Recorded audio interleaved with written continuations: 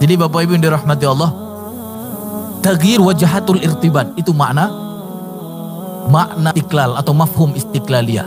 Wa tawjihuha fit tijah as-sahih, dan diarahkan kepada arah yang benar dan selamat. Wa nasfu kullu irtibatat ukhra, dan menghancurkan, menghapus semua ikatan-ikatan yang salah. Ya, hatta yakuna muslim sampai muslim itu murtabitan billahi wahdah. Sampai muslim itu terikat hanya dengan Allah saja. Masya Allah. Mudah-mudahan ini jadi introspeksi untuk kita, Pak ya. Coba kita cek di dalam diri kita masih ada nggak ikatan-ikatan yang lain, Pak? Hah? Masih banyak. Nggak usah yang lain dulu. Diri dulu kan? Kan kemarin kita sempat sebutkan ku anfusakum kan? Wa ahlikum naro. Berarti diri kita dulu. Coba kita cek gitu. Apakah hari ini kita sudah merubah arah ikatan itu? Saya yakin semua kita pernah terikat dengan yang salah, karena memang kita hidup di lingkungan yang salah. Sama seperti para sahabat dulu, hampir semua pernah terikat dengan ikatan yang salah. Abu Bakar pernah nggak terikat dengan ikatan yang salah? Pernah. Umar apalagi, Pak? Umar malah bela kan? Bela ikatan yang salah. Sampai Rasulullah pun mau dibunuhnya, Pak. Mungkin ada juga di antara kita dulu yang ingin bunuh ustadz gitu kan? Ada nggak? Kalau ustadz datang pengennya ngejar aja. Apa ini ustadz ini? Ya. Jadi Umar itu pernah ingin bunuh, bukan ustadz, Pak, yang ingin dibunuh, tapi siapa? Rasulullah. Karena apa? Karena dia terikat dengan ikatan yang salah, ikatan jahiliyah.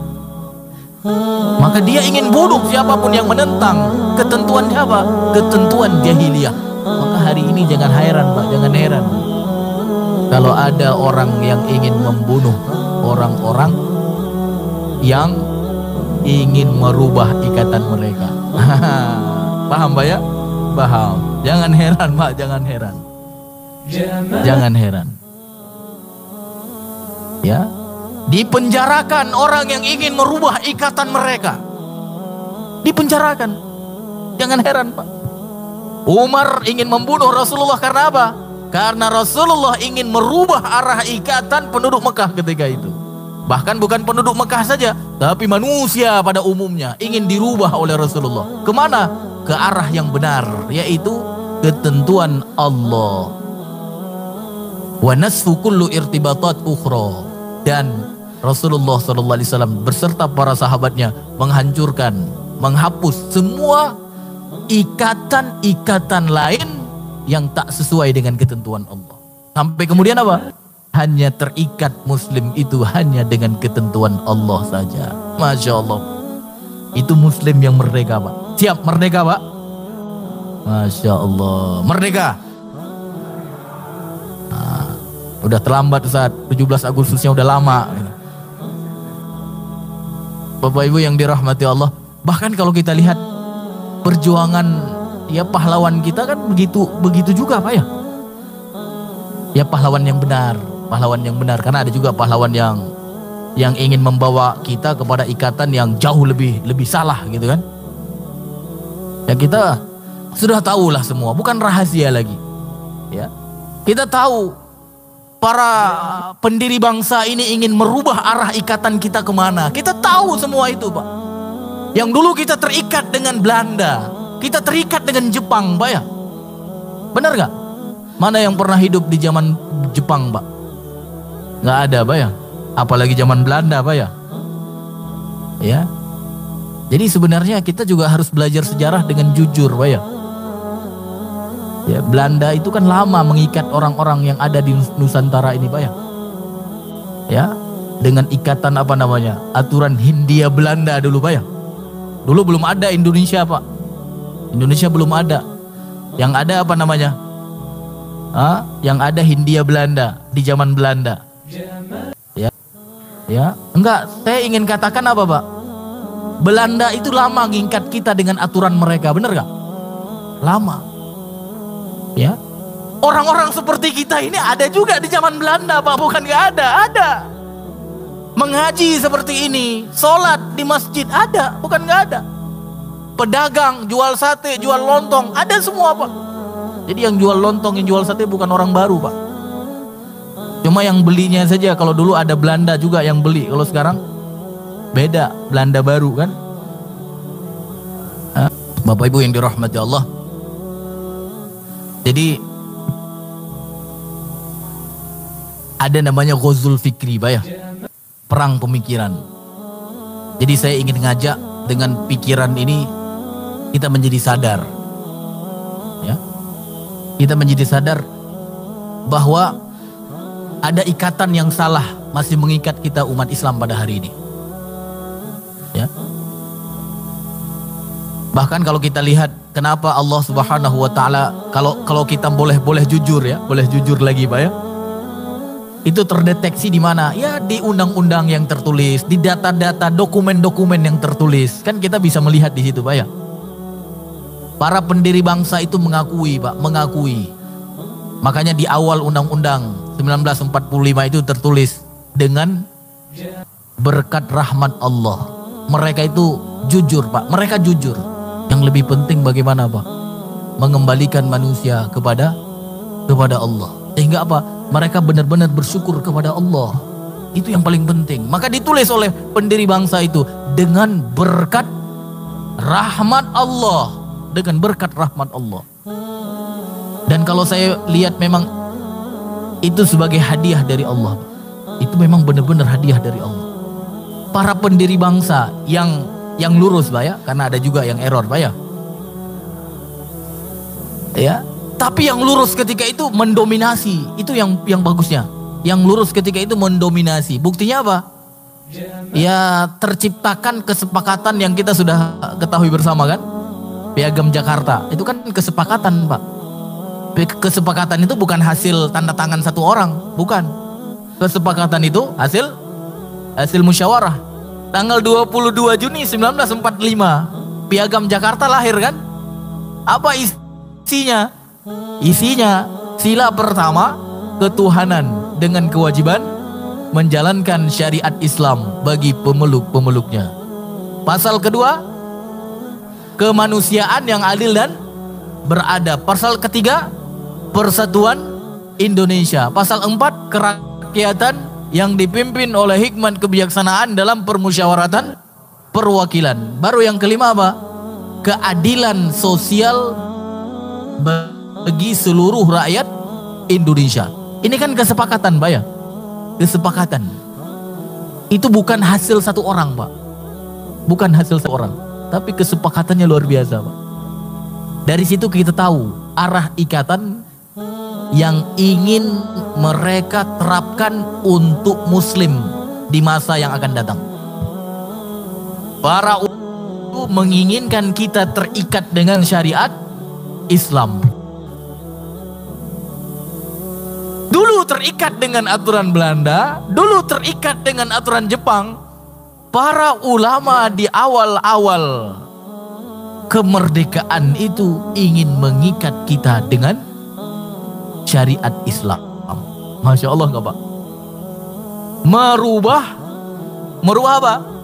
Merubah arah ikatan. Dulu terikat dengan aturan Jepang, dulu terikat dengan aturan Belanda, menjadi terikat dengan syariat Islam. Merubah arah ketumbukan, merubah arah ikatan. Masya Allah. Jadi pada dasarnya pendiri bangsa itu tidak ingin membuat kita menjadi manusia-manusia yang bebas. Tidak, karena pada dasarnya manusia itu tidak akan pernah menjadi manusia yang bebas. Akan senantiasa terikat. Akan senantiasa terikat. Yang ada apa? Hanya perubahan arah ikatan. Subhanallah nggak, Pak? Ya. Lalu kenapa hari ini kita nggak terikat dengan aturan Allah, Pak? Padahal pendiri bangsa menginginkan kita terikat dengan aturan Allah. Kenapa, Pak? Mana ini pejuang kemerdekaan ini? Kenapa, Pak? Maka Bapak Ibu dirahmati Allah yang hadir di sini harus beda, Pak. Harus beda. Harus menjadi apa, Pak? Harus menjadi orang-orang yang meneruskan. Meneruskan apa? Cita-cita pendiri bangsa. Cita-cita yang sudah disepakati oleh mereka. Ya.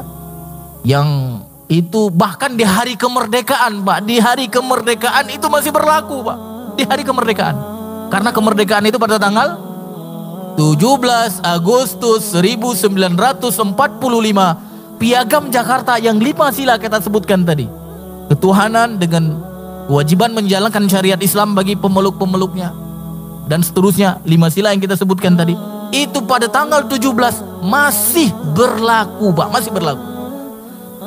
Baru tanggal 18-nya kemudian diamandemen. Bisa nggak diamandemen lagi? Bisa. Cuma kita nggak mau berjuang, Pak. Mana pejuang-pejuang, Pak?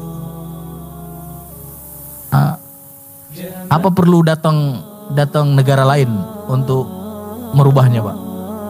Kan Belanda pergi gara-gara Jepang. Jepang pergi gara-gara Sekutu. Apa perlu yang lain, Pak, untuk merubah kita? Apa perlu Cina?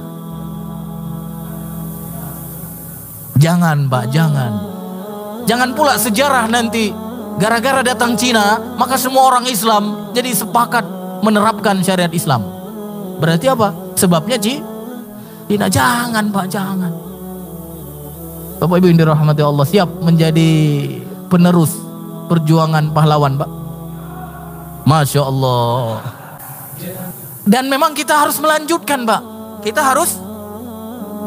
harus melanjutkan. Ya, cuma pertanyaannya apa yang kulanjutkan, kan gitu kan? Sekarang coba lihat pemerintah siapa dulu itu? Apa di akhir-akhir, ya, apalagi pada saat ingin kampanye untuk kedua kali, apa katanya? Apa? Lanjutkan, gitu kan? Nah, habis itu sekarang juga muncul nih, saya lihat spanduk di beberapa tempat. Kemarin ada di Pasar Minggu gitu ya, ada wajah seseorang gitu. Habis itu di bawahnya ada kalimat apa? Lanjutkan. Nah, semua orang ingin melanjutkan, Pak. Semua orang ingin melanjutkan. Nah, bapak-bapak yang hadir pada hari ini ingin lanjutin yang mana, Pak?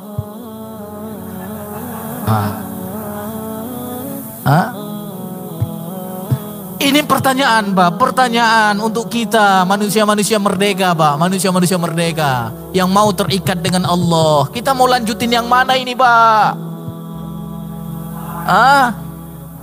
Masya Allah, masih ada ini pejuang kemerdekaan ini, Pak. Sama, mereka ingin lanjutkan keinginan mereka. Kita sebenarnya harus melanjutkan. Harus melanjutkan, Pak. Walaupun berat, lanjutkan. Berat di jalan yang benar itu lebih selamat daripada ringan di jalan yang salah. Karena semua kita akan mati, Pak. Kalau mati di jalan yang salah, rugi nggak? Tapi kalau mati di jalan yang benar, Pak, Masya Allah. Mati di jalan yang benar, syahid di jalan Allah. Makanya Rasulullah dulu kan pernah ditanya sama sahabatnya, ya Rasulullah, ada orang yang berperang, berjuang karena apa? Karena daerahnya, karena kesukuannya. Ada yang berjuang karena keberaniannya. Ada.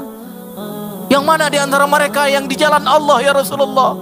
Yang mana di antara mereka yang dianggap sebagai orang yang berjuang di jalan Allah? Yang mana, ya Rasulullah? Maka apa kata Rasulullah, Pak? Siapa yang bisa jawab, Pak? Siapa yang di jalan Allah itu, Pak? Mana jawabannya, Pak? Umat Nabi Muhammad harus tahu ini. Ya, yang mana yang di jalan Allah, Pak? Yang ingin berjuang untuk wilayahnya, yang berjuang untuk sukunya, yang berjuang karena keberaniannya. Yang mana yang di jalan Allah, Pak? Masya Allah. Kata Rasulullah, man qatala li'i'la'i kalimatillahiyal ulya fahuwa fi sabilillah. Ini Muslim harus tahu, Pak. Barang siapa yang berjuang, bahkan disebutkan dengan kalimat man qatala.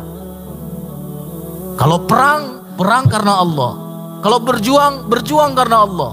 Untuk apa? Li'i'la'i kalimatillahiyal ulya, untuk meninggikan kalimat Allah yang paling tinggi.